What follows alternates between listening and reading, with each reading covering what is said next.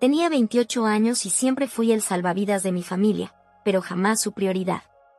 Mi vida entera fue una sucesión de recordatorios constantes de que mi hermano Armando, de 32 años, era el hijo dorado, mientras que yo simplemente estaba allí. La hija invisible. La opción de respaldo. La que nunca fallaba. Pero eso fue hasta que un día decidí que estaba harta de ser el plan B de nadie. Si me pongo a recordar, puedo señalar con precisión el instante en que algo dentro de mí finalmente se rompió. No fue cuando escuché a mis padres decirle a mi abuelo Joaquín que Armando necesitaba más la herencia porque lucha por mantenerse estable, mientras que Celina siempre se las arreglará. Tampoco fue cuando se saltaron mi ceremonia de graduación universitaria porque Armando tenía un partido de fútbol. Ni siquiera fue cuando me pidieron prestados 5.000 euros para sacar a Armando y a su esposa Patricia de su tercer desastre financiero en menos de 2 años. No. Fue el modo tan casual con el que me sirvieron en bandeja como si fuera un mueble más. Como si ni siquiera valiera la pena preguntarme. Crecí a la sombra de Armando. Mientras él recibía la última PlayStation, a mí me daban la consola usada con los botones pegajosos. Cuando él entró en el equipo de baloncesto del instituto, mis padres reorganizaron sus horarios para ir a cada partido. Cuando yo estuve 4 años consecutivos en el cuadro de honor, mi madre colgó mi diploma en la nevera durante 3 días antes de reemplazarlo por el primer aprobado de Armando en literatura. Armando solo necesita más motivación, decía mi madre cuando preguntaba por qué nunca iban a mis debates. Tú siempre has sido tan independiente, Celina. Nuestra pequeña adulta. Pequeña adulta. Código para, no tenemos que preocuparnos por ti, así que no lo haremos. A pesar de ese telón de fondo de abandono emocional, seguí adelante. Mientras Armando abandonaba la universidad pública en Valencia, que mis padres le habían pagado por completo, después de solo 3 semestres, yo trabajaba en 2 empleos para costearme los estudios. Obtuve becas. Me gradué con honores. Encontré trabajo en una asesoría financiera en Madrid y escalé poco a poco. A los 27, había ahorrado lo suficiente para pagar la entrada de una casa modesta de 3 habitaciones en las afueras de Valencia. Nada lujoso, pero era mía. Cada cuota hipotecaria, cada reparación, cada mueble, todo lo había logrado yo sola. Sin avales. Sin ayuda. Solo mi esfuerzo. Mientras tanto, Armando y Patricia no paraban de encadenar un desastre tras otro. Armando cambiaba de trabajo como de camisa, y Patricia, su adicción a las compras no ayudaba en nada. Ni hablar del momento en que Armando convenció a mis padres de prestarle 10.000 euros para invertir en una criptomoneda que estaba despegando. Mis padres seguían apoyándole. Y cuando sus finanzas también empezaban a flaquear por tanta ayuda, me miraban a mí. Solo un pequeño préstamo, decía mi padre. Armando está pasando un mal momento. Esos pequeños préstamos, 500 aquí, 1.200 allá. Nunca regresaban. Yo los anotaba en un Excel. En 5 años, le había prestado más de 15.000 euros. Dinero que sabía que jamás volvería. Mis tíos empezaron a notar el patrón. En reuniones familiares, los comentarios eran cada vez más punzantes. «Qué generosa eres ayudando a tu hermano otra vez», decía mi tía Carolina con una ceja levantada, copa en mano. «Debe de ser una suerte tener una hermana con tanto dinero», soltaba mi tío, mirando a Armando justo delante de mí. Algunos tuvimos que salir adelante solos. Aún así, yo seguía apareciendo. Cenas de domingo, fiestas navideñas, incluso cenas entre semanas y mi madre decía: «Hace mucho que no te vemos». Llegaba después de 10 horas de trabajo, con el cuerpo molido, y los encontraba allí, Armando y Patricia, con los pies en la mesa del salón, tomando las cervezas que yo había llevado la última vez. Hasta que llegó la cena que lo cambió todo. Era jueves por la noche, en octubre. Acababa de cerrar una cuenta importante en la oficina, así que estaba agotada. Pero fui a cenar a casa de mis padres como me habían pedido. El olor a lasaña recién hecha llenaba la casa. Mi plato favorito. Aquello ya debía haberme puesto en alerta. El coche de Armando estaba en la entrada, junto con el BMW de Patricia, ese que claramente no podían permitirse. La cena comenzó como siempre. Armando monopolizó la conversación hablando de su último proyecto empresarial: comprar casas baratas, reformarlas y revenderlas. Según él, bastaba con ver programas en la tele para convertirse en experto. Patricia, por su parte, presumía de su nuevo bolso, que seguro costaba más que una de mis cuotas hipotecarias. Mis padres asentían emocionados a cada tontería que soltaban. Yo estaba terminando la segunda copa de vino cuando mi madre carraspeó. Hemos estado hablando, dijo, mirando a mi padre, sobre la situación de Armando y Patricia. El estómago se me encogió. Aquí viene, pensé. Otro préstamo. Mentalmente ya repasaba mi saldo bancario, calculando cuánto podía prestar sin tocar mi fondo de emergencia. Lo están pasando fatal desde que el casero le subió el alquiler, siguió ella, y con el bebé en camino. ¿Bebé? Me atraganté. Era la primera noticia que tenía del embarazo de Patricia. Así que hemos encontrado una solución, terminó mi madre, con voz ligera, casi alegre. Se mudarán a tu casa el mes que viene. Tú puedes quedarte con la habitación pequeña o volver con nosotros un tiempo. Me quedé paralizada con el tenedor a medio camino. Sentí como si se me hubiese abierto el suelo bajo los pies. Miré alrededor, esperando que alguien dijera que era una broma. Nadie se reía. ¿Mi casa? Logré decir al fin. Tiene sentido, dijo mi padre rápidamente. Tienes 3 habitaciones, y solo vives tú. Sí, añadió Patricia mientras miraba su móvil, ya vi un conjunto de cuna que quedaría perfecto en la habitación del ventanal. Mi ventanal. En mi casa. Que yo había pagado sola.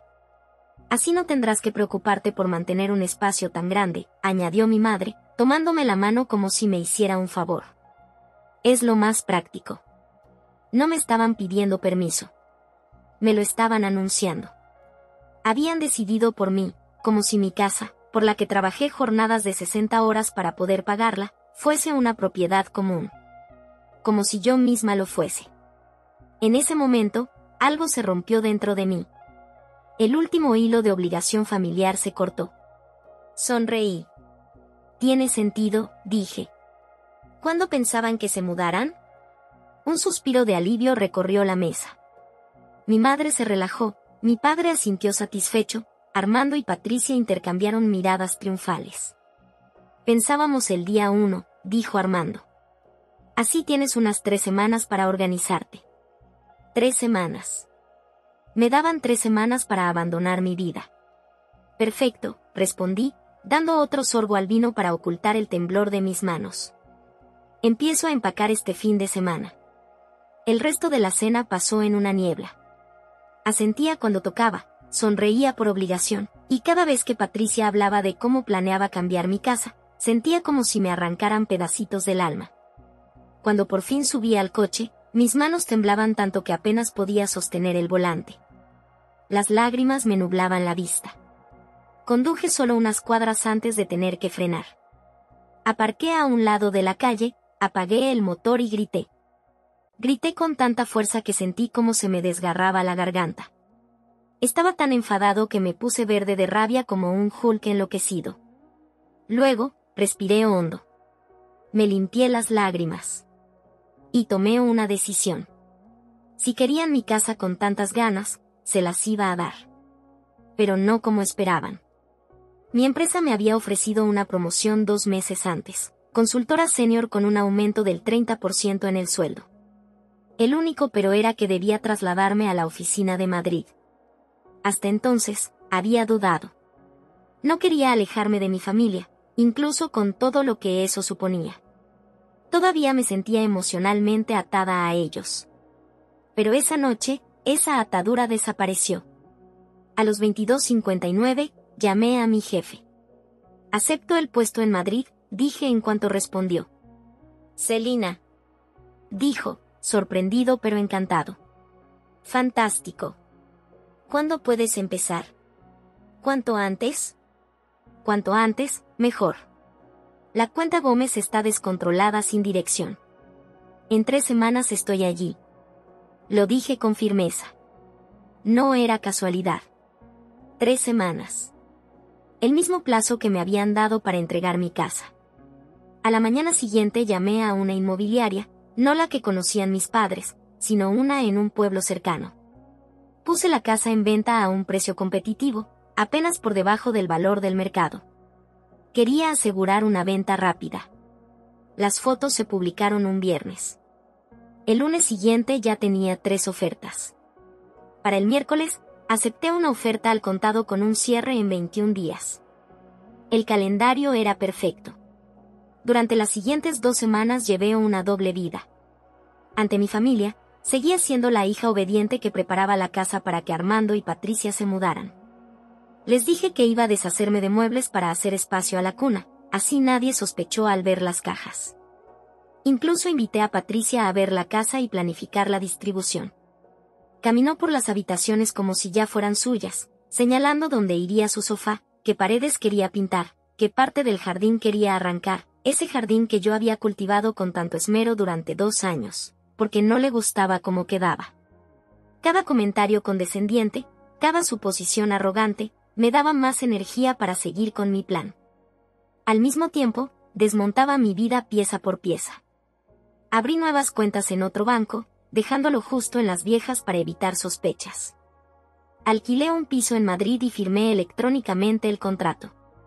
Redirigí mi correspondencia a un apartado postal. Vendí los muebles que no podía llevar y empaqué el resto en un trastero alquilado bajo otro nombre. 3 días antes del cierre, me fui de viaje por trabajo, cuando en realidad volé a Madrid para preparar mi nuevo piso. Volví solo para firmar la compraventa, recoger el cheque de caja y cargar mis cosas en una furgoneta. El día en que Armando y Patricia pensaban mudarse a mi casa, yo ya estaba a más de 100 kilómetros, instalándome en un piso con vistas al retiro. Estaba sola en mi nuevo salón, con las ventanas abiertas, dejando entrar los sonidos de la ciudad. Mi móvil vibraba sin parar en la encimera. Llamadas, mensajes. Me imaginaba la escena, Armando y Patricia llegando con su camión de mudanza, mis padres allí también. Todos plantados frente a la casa, confundidos, viendo cómo unos desconocidos metían muebles en lo que supuestamente iba a ser la casa de Armando. Me los imaginaba preguntando qué pasaba, los nuevos dueños diciendo, sí, la compramos a Celina. No, no nos dijo nada de una mudanza familiar. Y no, la venta es definitiva. Me permití disfrutar de esa imagen durante 1 minuto entero. Luego silencié el teléfono y abrí la primera caja. Los días siguientes fueron una mezcla de llamadas, mensajes de voz y correos electrónicos, todos con el mismo tono, confusión, rabia, súplica. Mi madre alternaba entre gritarme al teléfono y llorar como si el mundo se hubiese acabado. ¿Cómo pudiste hacernos esto, Celina? ¿A tu hermano? ¿Dónde se supone que deben vivir ahora? Yo escuchaba los mensajes con una copa de vino en la mano, desde mi nuevo salón en Madrid, y simplemente los borraba uno por uno. Al segundo día, contesté con un único mensaje. ¿Dónde se suponía que tenía que ir yo, recuerdas? Averiguadlo. Y luego los bloqueé a todos. A mi madre. A mi padre. A Armando. A Patricia. No fueron los únicos. Mi prima Lucía me escribió indignada. Siempre has estado celosa de Armando. Esto es bajo incluso para ti. Mi tío fue más directo. Tu abuelo se avergonzaría de tu egoísmo. Y mi tía no se quedó atrás. Tu madre no ha parado de llorar desde que hiciste esta barbaridad. ¿Eso es lo que querías? Uno a uno, los fui eliminando y bloqueando. Con cada contacto que desaparecía de mi móvil, sentía como si me quitara de encima un saco de piedras que había estado cargando durante años. 2 semanas después de mi autoimpuesto exilio, recibí un mensaje inesperado.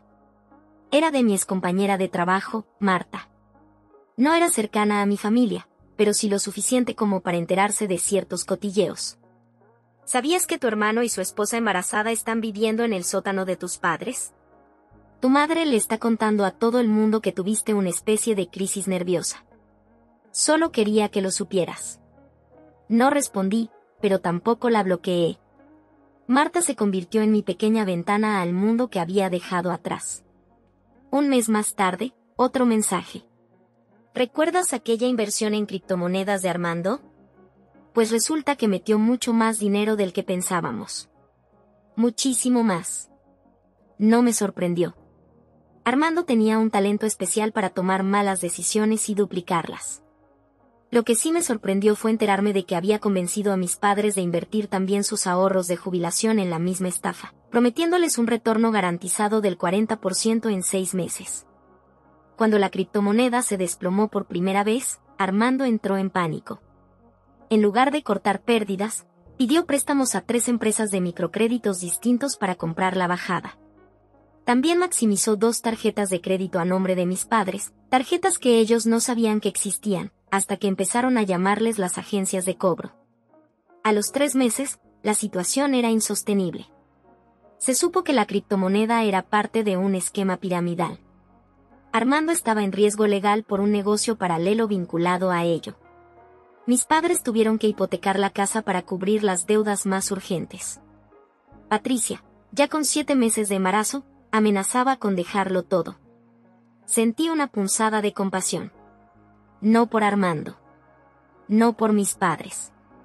Sino por el bebé, que no tenía culpa de haber sido arrastrado a semejante caos.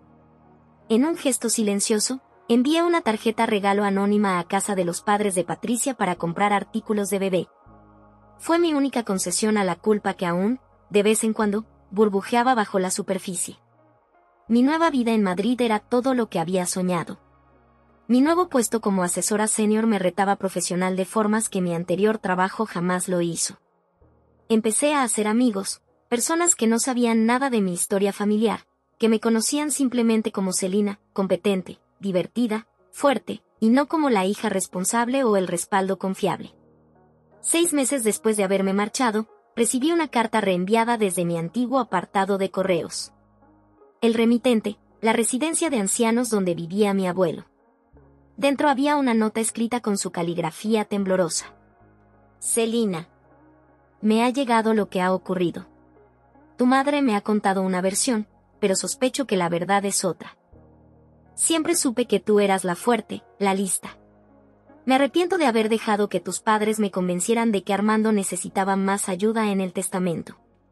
Decían que tú siempre sabrías salir adelante. Ahora veo quién necesitaba realmente protección. He cambiado mi testamento. No es mucho, pero es algo. Estoy orgulloso de ti por haberte defendido. Con cariño. Abuelo. Lloré. Por primera vez desde que me fui, lloré de verdad. No de tristeza. No por culpa. Sino porque por fin alguien en mi familia me había visto. De verdad. Me había reconocido no solo por lo que hacía, sino por quién era. 9 meses después de mi partida, Patricia dio a luz a una niña. Le pusieron de nombre Celina. Marta me contó que había sido idea de Patricia. Un intento, quizá, de tender un puente. Yo respondí enviando otro regalo anónimo, un bono de ahorro que podría canjearse cuando la niña cumpliera 18 años. Junto a él, una nota, para tus estudios. Sin condiciones. Puede que hubiese dejado atrás a mi familia, pero no había dejado atrás mi humanidad. Esa niña no tenía la culpa del desastre en el que había nacido. Merecía una oportunidad. Incluso si sus padres no sabían aprovechar la suya. Cuando se cumplió 1 año desde mi marcha, una tarde mi móvil se iluminó con un número desconocido. Contra todo instinto, contesté. Celina. Era la voz de mi madre. Sonaba temblorosa, apagada, como si le costase incluso pronunciar mi nombre. No dije nada. Esperé. Por favor, no cuelgues, suplicó de inmediato. Solo, necesitamos ayuda. Tu padre tuvo un infarto menor hace 1 mes. Las facturas médicas, Armando, Patricia, la niña, siguen viviendo con nosotros. Y no podemos más. Vamos a perder la casa. La Celina de antes ya estaría haciendo cálculos mentales, pensando cuánto podría enviarle sin afectar su alquiler o sus ahorros. Pero yo ya no era esa Celina. Lamento oír eso, respondí, con voz tranquila. Espero que papá se recupere pronto. ¿Eso es todo? Sollozó ella. Tu familia se desmorona y solo puedes decir eso. ¿Qué quieres que diga, mamá? ¿Qué voy a renunciar a mi vida otra vez para solucionar problemas que no causé? Hubo un largo silencio. Somos tu familia, dijo por fin, en un susurro. No, repliqué. Vosotros sois la familia de Armando. Yo solo era el plan de emergencia. La red de seguridad. La que siempre caería de pie mientras todo lo demás lo volcabais en él. Escuché su inhalación aguda. Sabía exactamente de dónde venían esas palabras. ¿Quién te ha dicho eso? ¿Importa? Siempre fue la verdad, ¿no? No respondió. Tengo que irme, mamá. Cuidaos. Colgué. Y bloqueé su número. Esa misma noche, mi empresa me ofreció otro ascenso. Esta vez se trasladó a una oficina internacional en Bruselas. No lo dudé ni un segundo. La distancia me parecía justa. La noche antes de mi vuelo, me senté en el pequeño balcón de mi piso en Madrid con una copa de vino. Las luces se reflejaban en el cielo despejado y el aire tenía ese frescor que anuncia nuevos comienzos. Pensé en la Celina que había sido, la que rogaba por aprobación, la que quemaba su propia energía para mantener a otros calientes. Esa Celina ya no existía. En su lugar estaba una mujer que entendía que la familia no debería drenarte. Que los límites no son crueldad, sino supervivencia. Que a veces, alejarse no es rendirse, sino salvarte. Había perdido una familia. Pero había ganado algo mucho más importante, a mí misma. Levanté mi copa hacia el cielo de Madrid. Por los comienzos nuevos. Por el poder del no. Por la libertad inesperada que llega cuando te eliges a ti misma. Mi teléfono vibró con un mensaje de mi nueva compañera de piso en Bruselas. ¿Confirmas hora de llegada mañana? Sonreí. Mañana traería una nueva ciudad. Nuevos retos. Nuevas posibilidades. Ellos esperaban que fuera su red eterna. Pero yo me convertí en mi propio sostén. Esperaban que me incendiara para calentarlos. Y yo me alejé. Encendí mi propio fuego. Y nunca más volví al frío.